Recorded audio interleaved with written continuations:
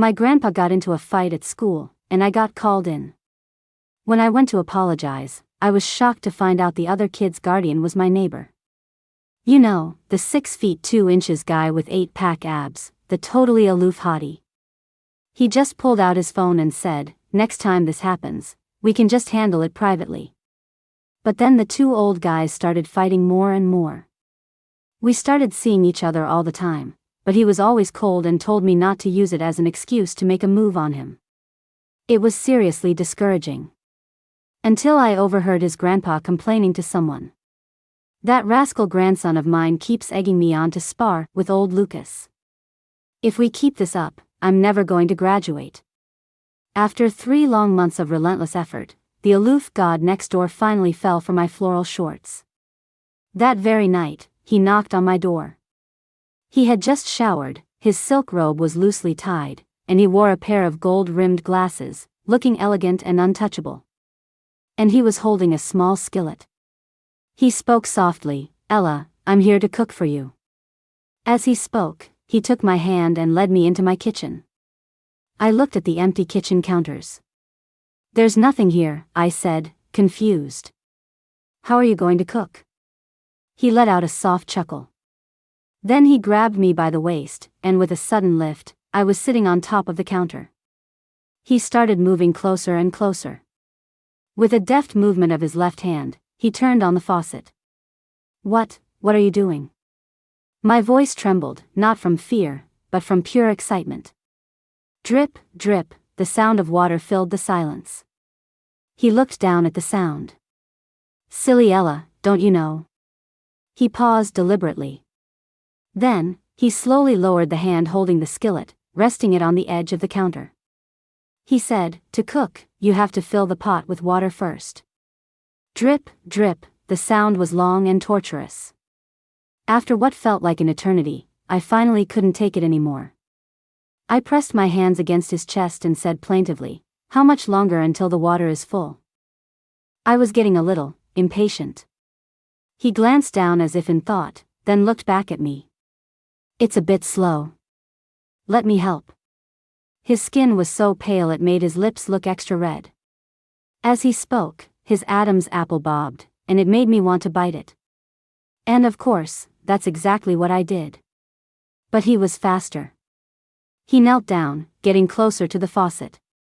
And then, the stream of water grew stronger. The skillet began to make a TSK sound. The sound grew louder. And louder. I looked down at him, running my fingers through his hair, wanting him to take things a step further. Then the skillet exploded. And the explosion sounded just like a cell phone ringing. Wait, what the hell? A cell phone ringing? I shot up in bed, my eyes flying open. The curtains were drawn, leaving the room pitch black. But the screen of the phone on my pillow was glowing. So, everything that just happened was a dream? I was a little disappointed, but also a little thrilled. I just had to keep trying. One day, I would recreate that dream scene for scene. But since I have a habit of sleeping naked, I lifted the covers for a peek. Yup, time to change the sheets. I hate sleeping in a wet spot. The phone was still ringing. I picked it up and answered. A voice came from the other end. "Hello, is this Lucas Clark's guardian?" Lucas Clark. My grandpa. He's 68. And he's in school.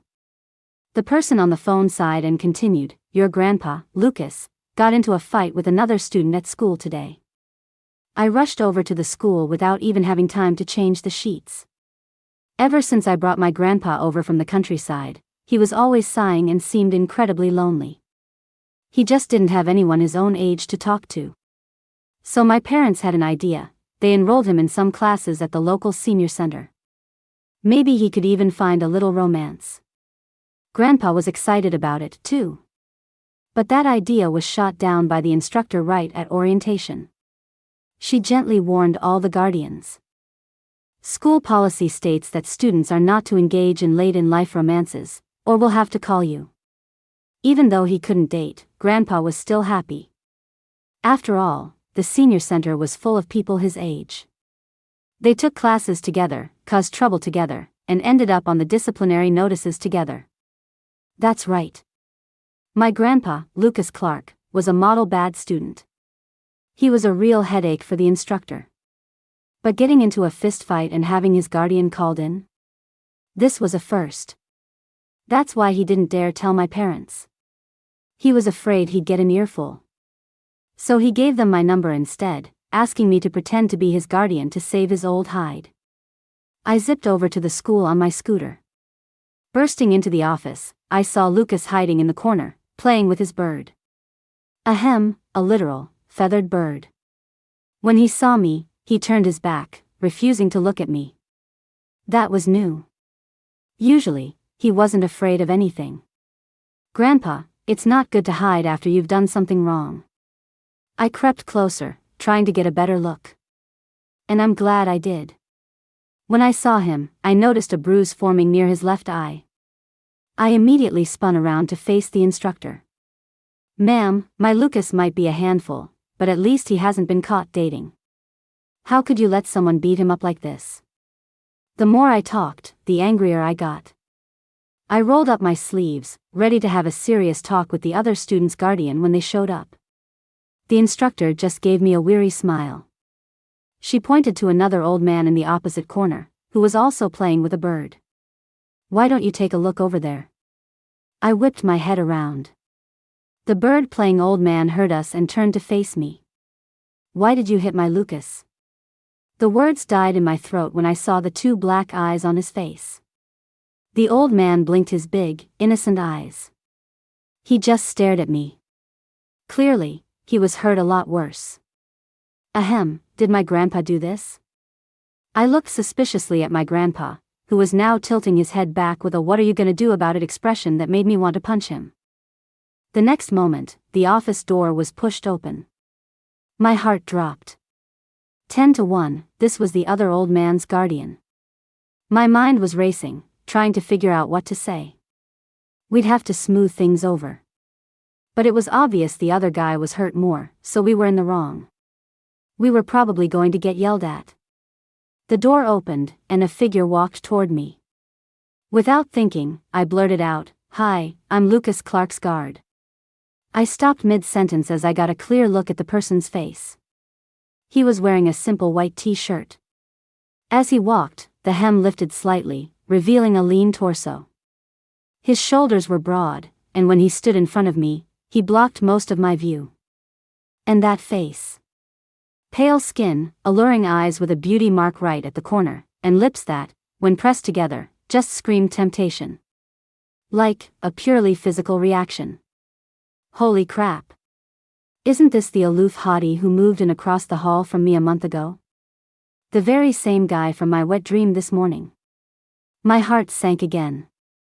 I was completely screwed. I hadn't even managed to land the hottie yet, and my grandpa had already given his grandpa two black eyes. How was I supposed to date him now? While I was having a mental breakdown, the instructor started explaining the reason for the fight. Before class today, Lucas was telling his classmates that his granddaughter was so beautiful and sweet that no man was worthy of her. George, who was sitting behind him, said he was full of it. He also claimed his own grandson was so handsome that no girl was worthy of him. Then, they started insulting each other's hypothetical grandchildren, insisting the other's grandkids must be ugly since they took after them.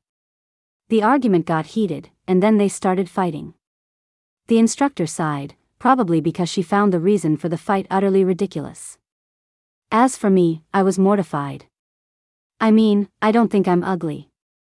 But the guy standing in front of me was so devastatingly handsome you just wanted to jump him on sight. My grandpa couldn't help but chime in, "George, I told you my granddaughter is beautiful, I wasn't lying, MMPH." I clamped my hand over his mouth before he could finish. I have some pride, you know. Clearly, they were both at fault. I was about to say something reasonable. But before I could speak, the man in front of me pulled out his phone and held it out. "Next time something like this happens, we can handle it privately." The corner of his mouth twitched into a hint of a smile, but it didn't reach his eyes. He had this cool, refined air about him that just made you want to mess him up a little. He added, forgot to introduce myself. My name is Evan. Afterward, my grandpa, Lucas, strongly objected to me making nice with George's grandson. Ella, he might be good looking, but he's George's grandson. We need to be careful. I gave him a smile that didn't quite reach my eyes. Don't worry, I've got my own game plan. I'm just pretending to make peace with him. Then I'll make him fall for me, willingly unbutton his shirt, let me have my way with him, and then I'll dump him hard. He'll be a sobbing, beautiful mess, hee hee hee. Lucas was speechless. In the mirror, the thirsty girl known as Ella Clark was giggling stupidly at her phone. The screen was still on her chat with Evan. Ella, I will never approve of this union. Lucas declared with conviction. I snapped the compact mirror shut. I turned to my grandpa and continued my fake sweet smile. Is that so? He nodded. I smiled. You know, I'm suddenly missing Mom and Dad. His eyes widened. Then he berated me, Ella, you ungrateful child. You'd sell out your own grandpa for a man. But I ignored Lucas's dramatics. His voice was so full of energy that I wasn't worried about his health at all. After returning to my own small apartment, I stared at my phone.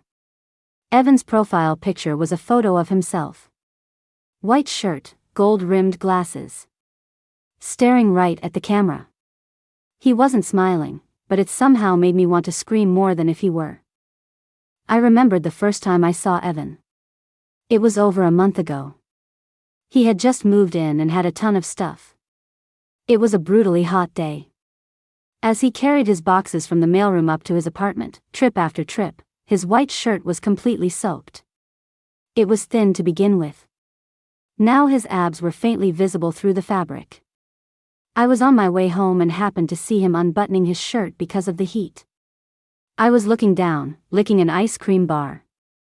I wasn't paying attention and walked right into his chest. Damn, it was hard. As for the ice cream, it smeared all over his six-pack, melting into a milky white liquid that slowly dripped down. How should I describe it? The location was suggestive. And where it was dripping was even more so. A handsome face. Hard abs. And a spot that sparked the imagination. All of it. It made me fall for Evan at first sight. I secretly swore to myself that I would sleep with him. But the guy was just too aloof. For over a month, I couldn't find a single chance to talk to him, let alone do anything else. But this unexpected incident actually got me his number. The heavens must have seen my devotion. After a moment of reflection, I psyched myself up to send Evan the first message. Hey. Can't be too eager, or I'll scare him off. I have to play it cool. Act like a demure, classy lady.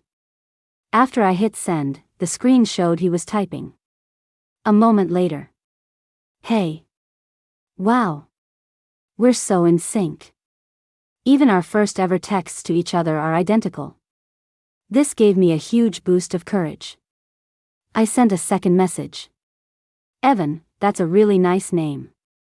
Strike while the iron is hot. Start with a compliment. He'll definitely feel a bit shy. That will bring us closer. Soon.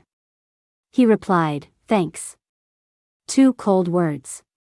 Not what I expected. But I've always believed that if you want to chase a hot guy, you can't have any shame. So I asked, why aren't you complimenting my name? Ella. It's a great name. It sounds perfect with Evan. This time, he replied quickly. I stared at the question mark on the screen, a little lost for words. Do handsome guys these days not know how to give a compliment? So rude. But I decided to be the bigger person and kept typing. Our grandpas got a little banged up in their fight today. I was thinking of making some chicken soup this afternoon to bring to them at the center. But my pot is broken, so I was wondering if I could borrow your kitchen. As I typed that, I suddenly remembered my dream from this morning. Ahem. My hand slipped, and the message I wasn't even sure I should send went through. But this time, he didn't reply right away. A long time passed. So long that I thought he was going to refuse and tell me to go buy a new pot myself. Then my phone buzzed. Still just 2 short words, "You can." But it was enough to make me ecstatic. Just as I was about to head out the door, he sent another text. "I'm busy right now. You can come over in half an hour." That was fine. It gave me some time to prepare. I quickly grabbed my makeup bag, gave myself a no makeup look, and picked out a slinky red silk mini dress that showed off my figure. A spritz of perfume, and I was perfect. I finished all this with time to spare. Not wanting to be late for my first visit, I decided to leave a few minutes early. But as soon as I stepped out, the door across the hall opened. And not only that. There was a delivery guy at the door, holding a cardboard box. On the box was a picture of a giant skillet. Without a doubt. The delivery guy was dropping off a pot. But why? Confused, I looked up and met Evan's eyes. He was reaching for the box. The moment our eyes met, he froze too. After a pause, I carefully asked, "What, did your skillet break too?" "My pot has a mind of its own." Evan nodded gravely, then asked me, "What, is that not allowed?" I quickly shook my head. All I could do was marvel at how moody a handsome guy's skillet could be. Breaking just like that. Evan didn't seem to want to dwell on the issue. He stepped aside, letting me into his apartment. Given his aloof, godlike status, I expected his place to be decorated in a minimalist, sterile style. But I couldn't have been more wrong. It wasn't cold at all. On the contrary, the room was incredibly cozy. There was a vase of fresh, vibrant flowers on the table. The balcony was filled with over a dozen potted plants and flowers. "What, you like the flowers?" Evan had appeared behind me at some point, following my gaze to the tulips on the table. The yellow tulips were so cheerful. I nodded enthusiastically. "Yes, I love them. I really, really love them." According to the classic romance novel script, this is when Evan should say that since I like them, he'll give them to me. And sure enough, Evan reached out and gently touched a tulip petal. He began to speak slowly. "Since you like them so much, then, you can always buy a bouquet for yourself at the flower shop downstairs." "Oh, you don't have to. There's no need to give them to me, I'd be too embarrassed." I didn't even wait for him to finish before I started waving my hands in refusal. I wasn't really refusing. I was just trying to build up my shy girl persona. But before I could finish, I realized what Evan had actually said, and I froze mid-sentence. Ugh, so embarrassing. I didn't dare look at his face. I looked down and around, then bolted for the nearest door. "I'll just go start the soup in the kitchen." "That's not the kitchen." Evan's voice suddenly rose. But it was too late. I had already pushed the door open. It wasn't the kitchen, it was the bathroom. The first thing I saw was a pair of gray underwear. Probably just washed. They were hanging on a hook, still dripping water. I blinked, a little stunned. I never thought my first real interaction with my dream guy would involve seeing his gray underwear. Evan didn't look any better. He rushed in, snatched the underwear off the hook, and tossed it into a basin on the shower floor. He cleared his throat. "Nothing to see here." I knew he must be embarrassed. As his devoted admirer who dreamed of sleeping with him, I naturally had to protect his dignity in a moment like this. So, I laughed and said, "No worries, no worries. I totally didn't see the little piggies on them." That's right. My dream guy had little piggies on his black, gray underwear. Evan's face darkened for a second. Oh, looks like I took the wrong approach." I quickly tried to recover. The color is nice, gray. Everyone online says gray makes it look bigger." I said those last few words with total conviction. And I couldn't help but let my mind wander. A guy this handsome, this aloof, I wonder if he's big. As I was thinking, my eyes naturally drifted downward. Ella Clark. The sound was practically squeezed through his teeth. Evan's chest was heaving, and his face was a little red. He was wearing white lounge shorts, looking very casual and at home.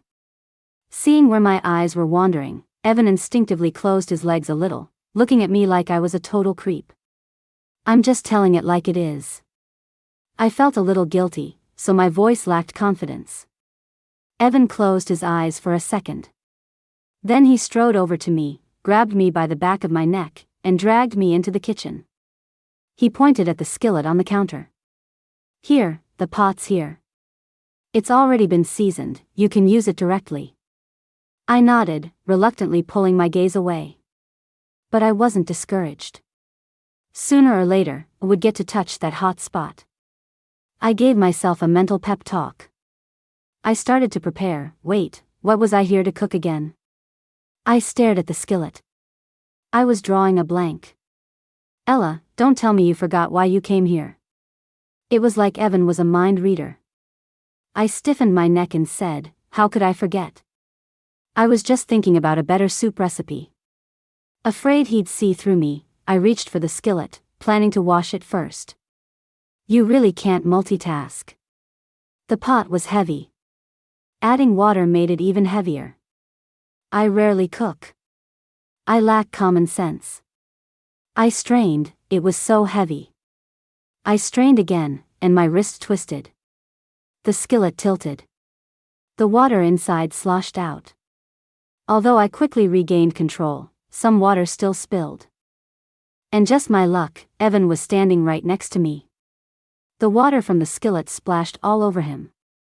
To be precise, it splashed all over his white lounge shorts. You know what that means. Wet white fabric is basically see-through. And it tends to cling to the body. So, the soaked shorts clung tightly to him, making a certain area stand out. But it wasn't that obvious. How do I put this? I stared down at that spot and frowned. As a dedicated romance novel reader, I know the descriptions of the male lead's equipment are always epic. The female lead usually sees it and gasps, it's so big. But, I tilted my head. I asked, completely bewildered, why does it look so small? I'm ashamed to admit it. I've read a lot of novels. With very detailed descriptions. But that doesn't mean that I, a girl who's been single her whole life, knows anything about the actual size of that thing. After all, I've never seen a porn movie. It's not that I don't want to. Technically, I've seen the beginnings of a few. But the guys were so ugly they completely killed the mood. After skipping through a few more with the same result, I gave up. I stuck to my novels. So, I really had no idea what it was supposed to look like. It was all in my imagination. And now, my imagination was shattered. My dream guy, the aloof hottie, was actually so small. Hearing this, Evan's face instantly turned black. He staggered back a couple of steps, looking like he'd taken a massive blow. Then, he snatched a nearby apron and tied it horizontally around his waist.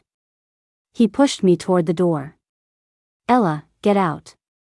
Get out. I was pushed out of his apartment. Still holding the skillet. I turned to look at him, trying to salvage the situation. It's probably just the shorts. You should wear the gray ones. Gray makes things look bigger, trust me, trust me. In the end, the door almost smashed my face. My master plan went up in smoke before it even got off the ground. Not only did I fail to establish a good relationship with my dream guy, but I also accidentally mocked his size, getting myself thrown out of his apartment. I was depressed. And I couldn't sleep. I mean, this was the man I was determined to sleep with. But he was really so small. I was torn. I tossed and turned until morning. Finally, watching the dawn light filter into my room, I made a decision. No matter the size of my dream guy's package, I had to press on. Maybe smaller is better. It won't hurt as much. That's what they say in the novels. If it's too big, it feels like you're being torn apart. I'm scared of pain. Worst comes to worst, after I've had the experience, I can always go find another handsome guy with a bigger asset. With that, I felt better. I happily went out to grab some breakfast before coming back for a nap. But as soon as I got downstairs, I ran into Evan, who was on his way back up. He was carrying breakfast. He froze when he saw me, and for a split second, he reflexively tightened his legs. My eyes were immediately drawn there. Today, he wasn't wearing the white shorts. He was wearing the flattering gray pants. I was so proud of him. He seemed to understand the look in my eyes. He stammered, "It's gotten colder the last couple of days, and my new clothes haven't arrived yet. I only have 2 pairs of long pants, and the other pair is drying. It just happens to be gray." I nodded vigorously. Yes, I totally get it. Of course, I get it. Can't go around crushing a guy's confidence. Evan seemed a little choked up. "Still not giving up," he said again, "it's just a coincidence." I get it. I gave him a look that said you know and we all know. I whispered, "Don't worry, you're not small. The pants just make it look bigger. Evan, your secret's safe with me." Afraid he'd misunderstand again, I quickly added, "Besides, being small is fine. Look at my boobs, they're pretty small too, huh?" Even if saying that was a bit of an insult to my D-cups. I have a feeling he wants to hit me. It's probably just my imagination. For the next few days, I didn't see Evan at all. He seemed to have taken a major blow to his ego. He wasn't leaving his apartment. I couldn't run into him, couldn't see him. I was so sad that I just slept for days. And then, I got called in as a guardian again. By the time I got to the school, Evan was already talking to the instructor. "Ma'am, I know my grandpa George was out of line this time. I'll definitely have a good talk with him when we get home. Don't worry, I'll apologize to Lucas and his guardian." Hearing this, I quickly walked in. My grandpa Lucas was in the corner of the office, playing with his bird. His face was fine this time, no injuries. When he saw me, Grandpa immediately came over and complained, "Granddaughter, that George Foster is a real piece of work. Not only is he blind, he's vicious. When he couldn't win the fight, he actually bit me like a dog." In the other corner, George Foster scratched the back of his head, looking a little embarrassed. When the instructor saw me, she quickly explained what happened. It wasn't a big deal. During class, Lucas and George happened to be seated next to each other after a classroom shuffle. 2 bad students together definitely weren't going to discuss their studies. They were looking out the window. There was a bird's nest in a tree outside, with 2 baby birds in it. They had just grown feathers and were chirping and hopping around. The 2 of them made a deal. They each claimed one. The one with black spots on its feathers was George's. Then George proposed a bet with Lucas. A bet on who had better eyesight. What do you mean? I didn't quite get it. The instructor closed her eyes, looking completely exasperated. It means they were betting on whose bird was bigger. The office fell silent. My grandpa Lucas suddenly exploded. "That bastard doesn't play fair. My bird was clearly bigger, but he secretly snatched it when I wasn't looking and claimed his bird was bigger. Said all the birds in his family are big." And then, they started fighting, since neither was willing to admit his was smaller. I couldn't help but glance at Evan, who happened to be looking at me at the same time. His expression was extremely complicated. Evan sighed, looking just as helpless as I felt. After finishing up with the instructor, he walked over to me. "My grandpa was in the wrong this time, so I should apologize to you and your grandpa." He paused. "Let me take you guys out to dinner tomorrow." "Okay." I agreed instantly, without even letting him finish his sentence. I was afraid if I waited a second longer, he would only invite my grandpa and not me. "Hey, did I agree to this?" Grandpa's voice came out in a low grumble, his eyes full of resentment as he looked at me. I turned to him and said sweetly, "Be good. As your guardian, it's my responsibility to handle this." Wait, something just occurred to me. I grabbed my grandpa's hand. I remember there's a community event at the apartment complex tomorrow. I don't think you can make it to dinner, Grandpa. Oh well, I guess I'll have to go in your place. Wait, what event? I didn't hear. Mrs. Davis's phone number. Do you want it or not? Before my grandpa could protest any louder, I pulled him into a corner and whispered quickly. Deal. The same Lucas who was so reluctant a second ago was now nodding vigorously. His face was flushed, and he looked incredibly shy. TSK, what a lightweight. Not like me. I'm always cool as a cucumber around my dream guy. Ella, should we decide where to eat? Evan's voice suddenly cut in. Oh, right, okay, let's figure it out now. I immediately ditched my grandpa.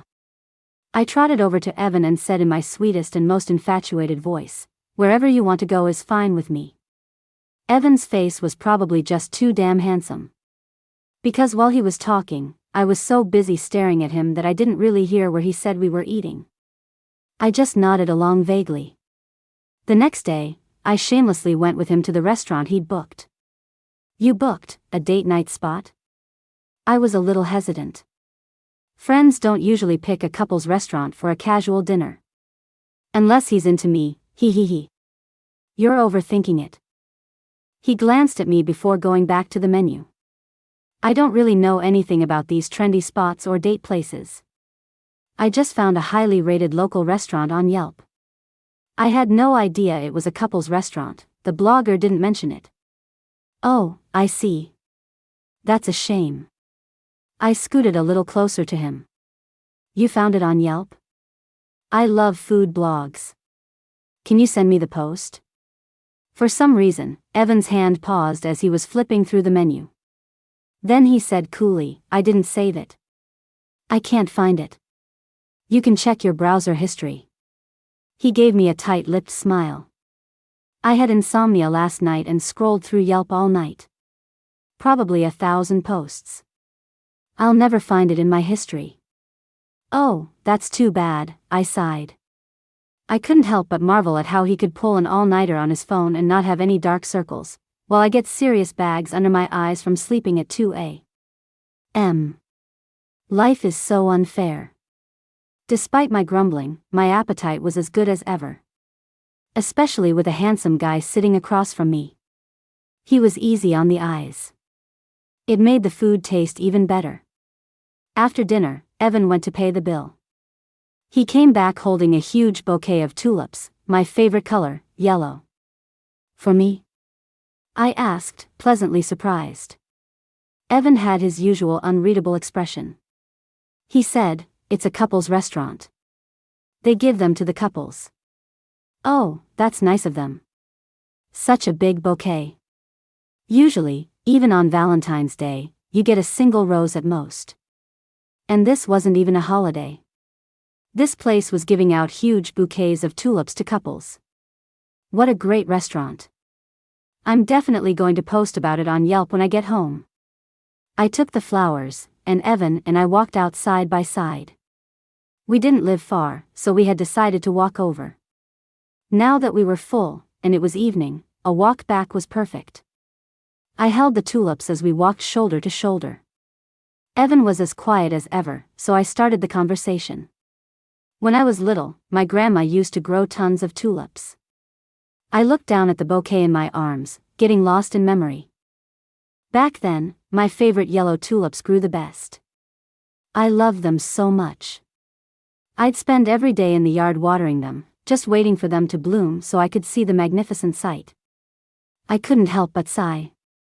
Seeing this, Evan asked curiously, did the flowers wilt? I shook my head and continued, there was a little boy next door, a chubby kid. He'd climb up on the wall and grin at me, calling me a flower fairy. He was a sweet talker, so I invited him over for the flower pastries my grandma made me. You have to share the good stuff, you know?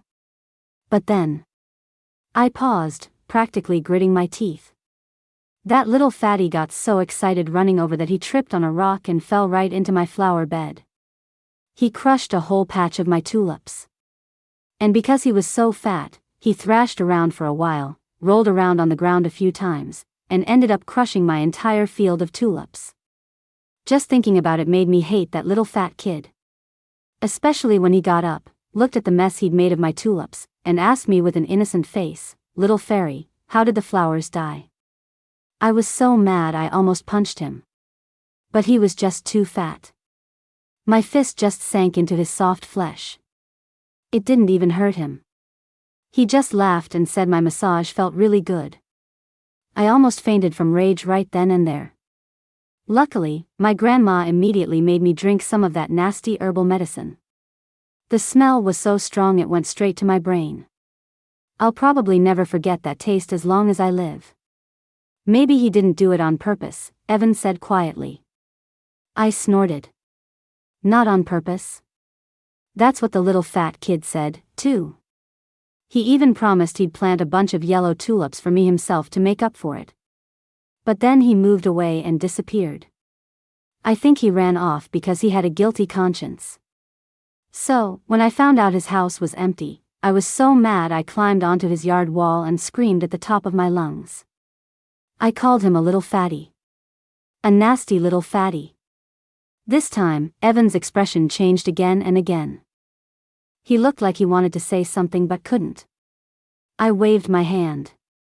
It's fine, it's all in the past. It's not like I'm ever going to see that little fat kid again, so who cares? Do you remember the little fat kid's name? Faced with Evan's question, I thought about it seriously, but it was too long ago. I couldn't remember. I don't remember, but it doesn't matter anymore. He was just a neighbor. I shrugged, a careless smile on my face. For some reason, Evan seemed unhappy. I was about to say something else, but he pointed to his front door and said, "We're here. Get some rest." Wait, don't you usually pull all-nighters? I'm planning to sleep early tonight, he said, his face blank. I was getting desperate.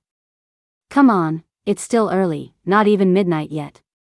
Let's chat for another 5 minutes. Yep, a familiar scene. His response was, once again, a door that almost slammed in my face. It shut tight. Such a perfect night, we should be doing something more meaningful, but instead, we were just going back to our own rooms to sleep. It was heartbreaking. But there was nothing I could do. My dream guy was resolute, giving me 0 openings. For the next few days, he was even more distant. I felt like I'd been dumped. So I decided to go find my grandpa Lucas, who was also nursing a broken heart.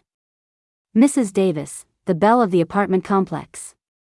Last night, she officially told my grandpa that she already had someone she liked and couldn't accept his feelings. My grandpa freaked out. He chased after her with a tacky bouquet of baby's breath and roses, offering to be the other man. But he still failed. So now he was crying in class. The instructor was worried he'd have a health issue and sent me a text. I decided to use this as an opportunity to go to the school and find Lucas. We could cry on each other's shoulders. I hadn't been to the school much, and I always went straight to the office, so I wasn't sure where his classroom was. By the time I finally found it, class had been out for 5 minutes. He wasn't answering his phone or texts, so I decided to lie in wait. I sat in the empty classroom, waiting for him to come back. But instead of my grandpa, George and his new desk mate showed up. They were talking as they walked. "George, why have you been fighting with Lucas so much lately? Do you really have it in for him? That brat." George's eyes were wide with anger. "It's that rascal grandson of mine. He keeps egging me on to spar with old Lucas. If we keep this up, I'm never going to graduate." What the hell? Evan was pushing his grandpa to bully my grandpa? That's horrible. This is straight up school bullying. I have to punish Evan. Punish him hard. I'm going to rock his world. I'm going to make him lie in bed and cry while singing "I Will Survive" to me. Just then, my phone dinged. It was a message from my cousin, who's studying abroad. He said, "My dearest sister, your little brother has just landed. Bow down and welcome me, ha ha ha."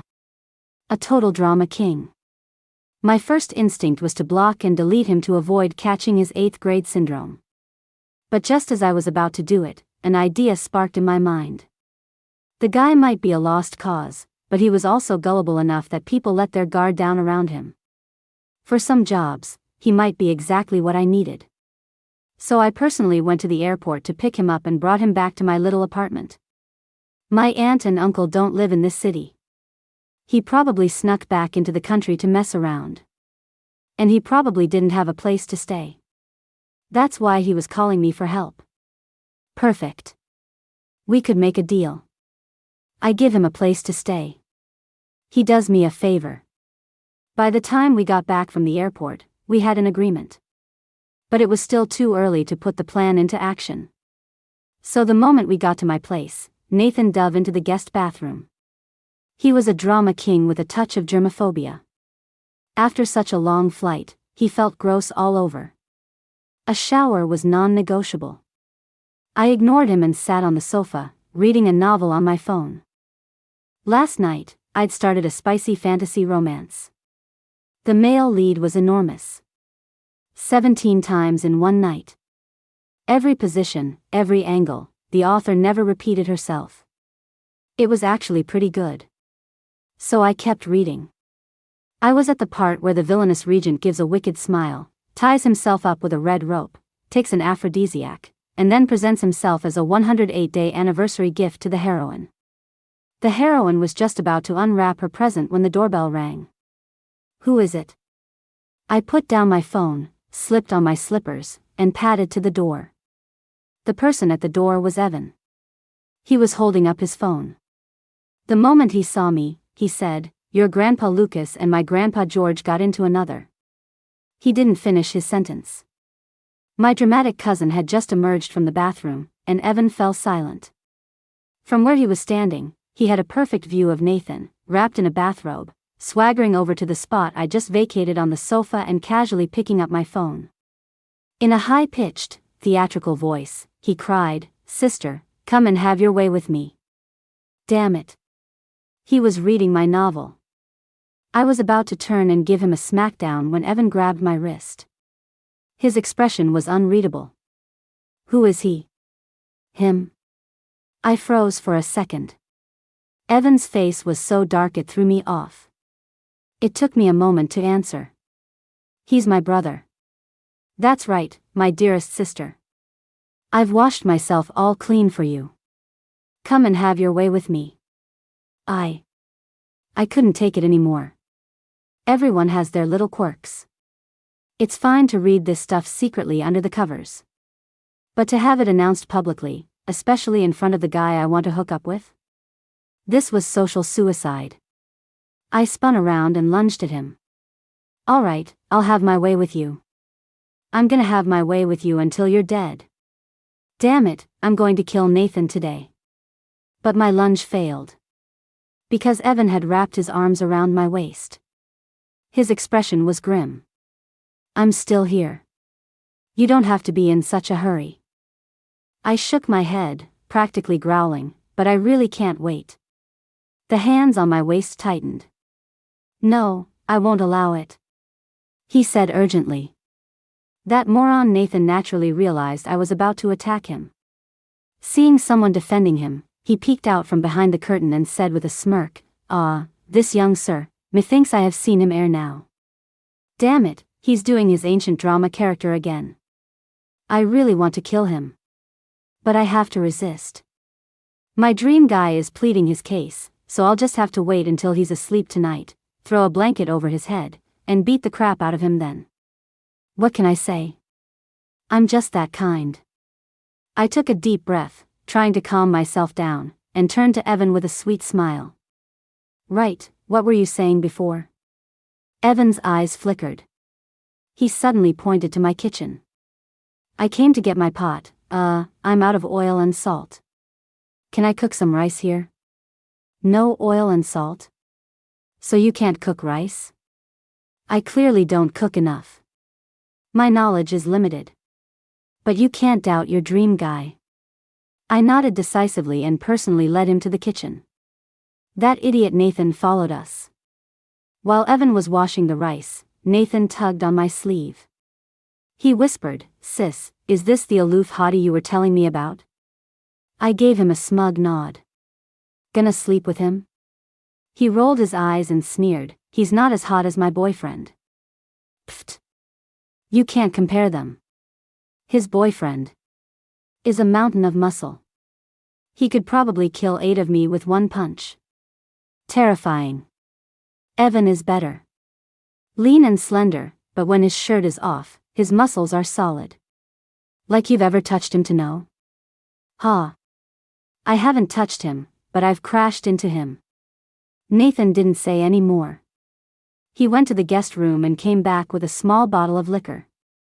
He whispered to me conspiratorially, "Since he's here, why don't we have a drink?" He winked at me. I hesitated. Nathan and I are cut from the same cloth, neither of us can hold our liquor.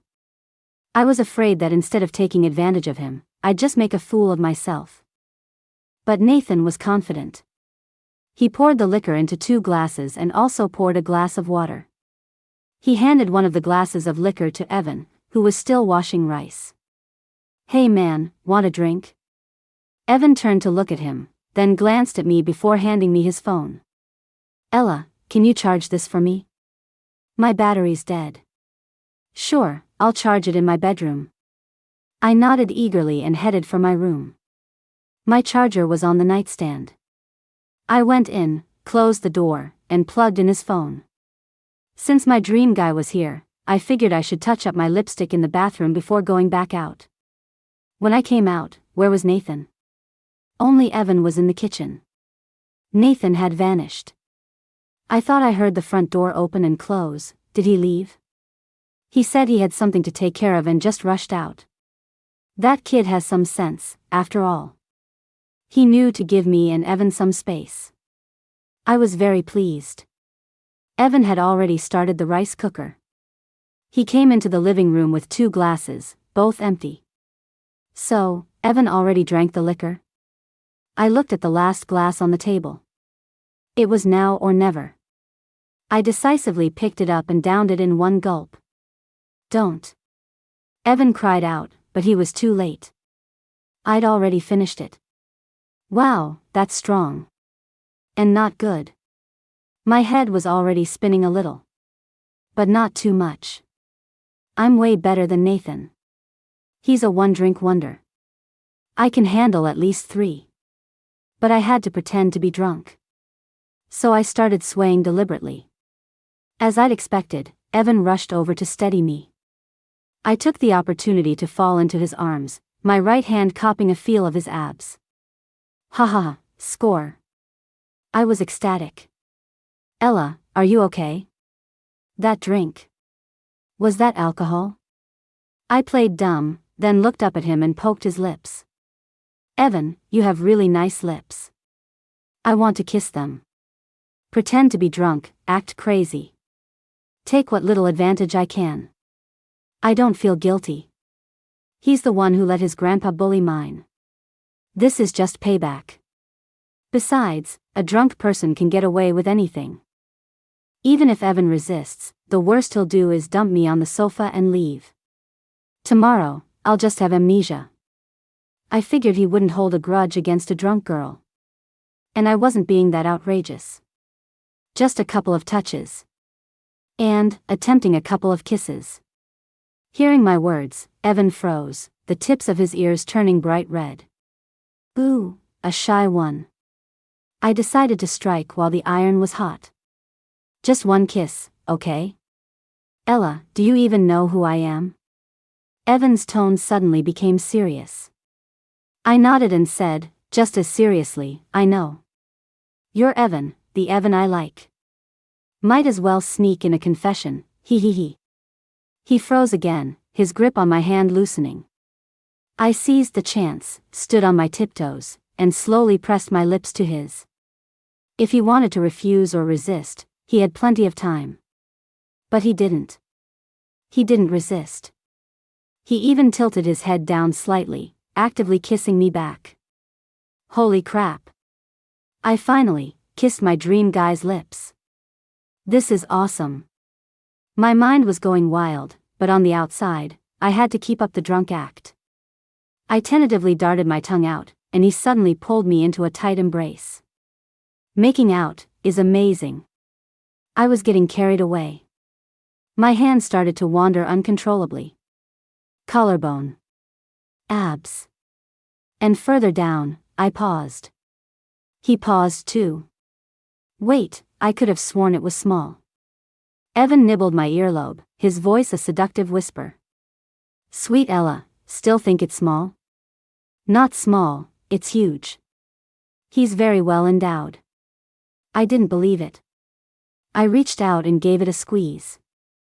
His breathing grew heavier. Ella, don't do that. I'm afraid I won't be able to hold back. Then don't. Perfect. Time to inspect the goods. What if he came prepared and it's fake? I had to verify it myself.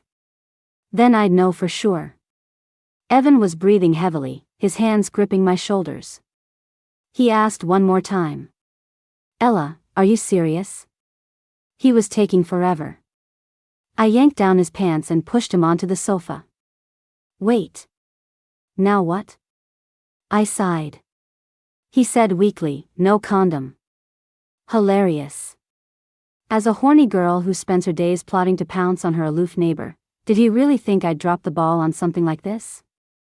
I reached under the sofa and pulled out a small box.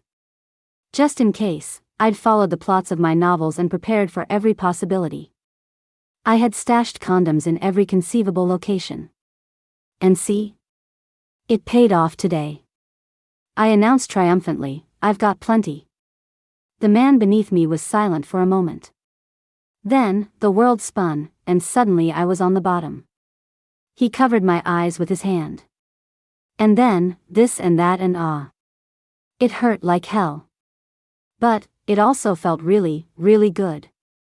In the end, I was exhausted, sprawled on the bed, with only one thought in my head, I, Ella Clark, am complete. I barely slept a wink. The next morning, a loud banging on the door shook the apartment. Evan and I, lying in bed, both opened our eyes at the same time. It was a little awkward. So. We're so in sync. Evan cleared his throat and spoke first. We've already, done it. So. I was still a bit out of it. So you have to take responsibility. He said it with determination. I nodded vigorously. Okay, I'll take responsibility for you. He blinked. He looked at me and said, that works too. And just like that, I had a handsome, well-endowed boyfriend. Could life get any better? But the door was still being hammered on. We had to get up and, wrapped in our messy clothes, go to the door. Evan opened it first. Holy crap, I slept in the fire escape all night. I'm freezing. That black-hearted Evan, he figured out my plan and switched the glasses. I'm the one who drank all the. Nathan stopped mid-rant when he saw Evan, and then me, being shielded behind him. Evan put his arm around me and cut him off. Ella is my girlfriend now. So? Nathan was confused. He looked at me. Sister, you have to stand up for me. Have some shame. You're not allowed to call her sister. Evan snapped, pulling me closer and glaring at Nathan. Nathan was about to explode. I will too. I'll call her whatever I want. I've been calling her sister since we were kids. What are you gonna do about it? Wait, Evan was confused. What do you mean, you've been calling her that since you were kids? I was a little confused too. What's the problem? He's my brother. Brother? Evan repeated. I nodded. I'm pretty sure I introduced him yesterday, right? Evan sighed. Blood related? Hilarious. Of course. Not just anyone gets to call me their sister, Finally, I saw Evan, who had been scowling at Nathan, suddenly break into a smile. He even clapped him on the shoulder. Hey, little bro. Last night was a misunderstanding. Now that I had a boyfriend, I wasn't going to hide it from my grandpa. To my surprise, he wasn't angry. He just sighed. I can't believe it. Old George was right after all. After all these years, I've lost our bet completely. All these years? I've only known Evan for a few months. Grandpa rolled his eyes at me. Don't tell me you still don't know who Evan is. I nodded. He's Evan. Grandpa was speechless. Remember that little fat kid who lived next door to us back in the day? How could I forget? Wait, my eyes went wide. I looked at my grandpa and said, my voice trembling, Evan was that little fat kid? Yes, that was me. Evan had appeared in the classroom at some point. He was holding a huge bouquet of yellow tulips. Little fairy, I'm here to keep my promise. Later, a question occurred to me. But I thought if you were fat as a kid, you couldn't be big later on?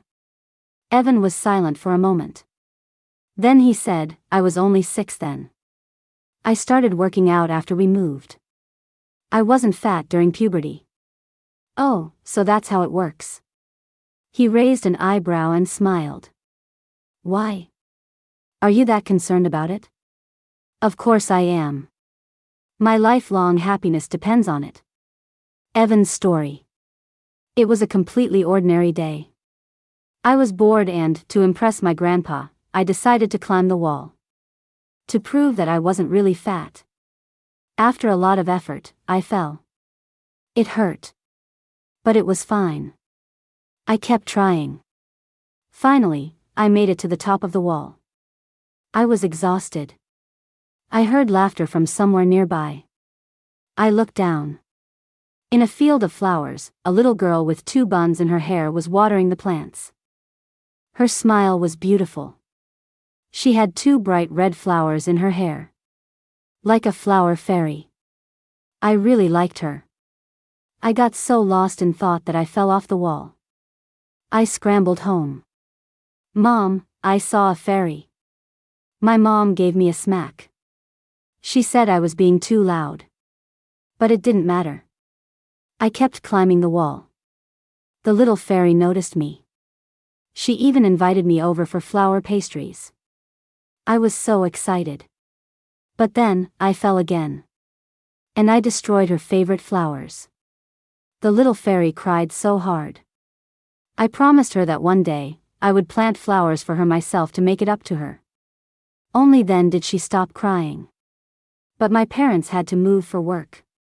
It was urgent. Overnight, I woke up in the city. No. I had to go back. I was almost kidnapped by a stranger. Luckily, I was clever. I managed to run away and saw the little fairy standing in front of my old house, yelling at me. She called me a little fatty, a liar. I was sad. I wanted to tell her that I wasn't fat, that I would lose weight, and that I would never break my promise. But before I could say anything, I fainted from hunger. When I woke up again, I was back in our city home. I cried and cried, wanting to go back. This time, we went back. My parents came with me. But the little fairy was gone. She was only there for the summer vacation. When summer ended, she went home. But I remembered her name. Ella. It sounded so nice. When I grow up, I will find you and keep my promise. I forgot to say, my name is Evan. I finally grew up. I wanted to see her, so I came to this city. I wanted to be her friend. And then her boyfriend. She hasn't changed. Just like her grandma said, she's always been boy crazy. Good thing I started working out when I was 7. I have pecs, I have abs. And I'm handsome. Yes, I got good genes. My grandpa always says so. So, it's time to start seducing her.